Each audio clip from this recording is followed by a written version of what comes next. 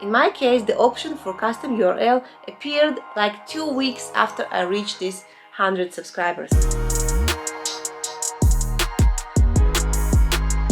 You have reached your first 100 subscribers. First of all, you deserve congratulations for doing such a hard job and reaching your first 100 subscribers. And trust me, I know how hard it can be. Now, you also deserve a custom URL. The main thing about this custom URL is just it's shorter, it's nicer, and it has your channel name inside of it. So today I will show you how to set up your custom URL on your YouTube channel and then copy and paste it and spread your word. If you just recently reached your 100 subscribers and you still don't see the option that I'm showing you here, chill out. In my case, the option for custom URL appeared like 2 weeks after I reached these 100 subscribers.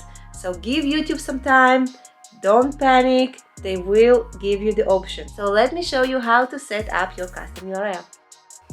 Click on your channel icon and go to YouTube Studio.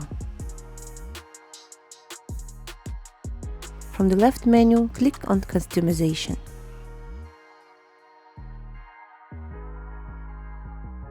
Under the Basic Info tab, scroll down and you will see your channel URL. And here is the option to set a custom URL for your channel. Click on that and now you see YouTube suggestion for custom URL.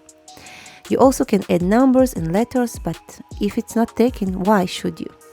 Then click on Publish and notice that once a custom URL is set, it cannot be changed or transferred to a different channel. Click on Confirm and now you can copy your custom URL and use it to promote your channel.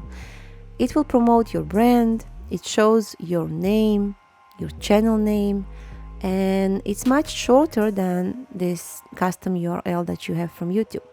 Now notice that you still see the YouTube URL, long and ugly URL on your channel, and that's totally fine. That's how your channel will appear. Custom URL is just for you to promote your channel. Both URLs will be linked to your channel.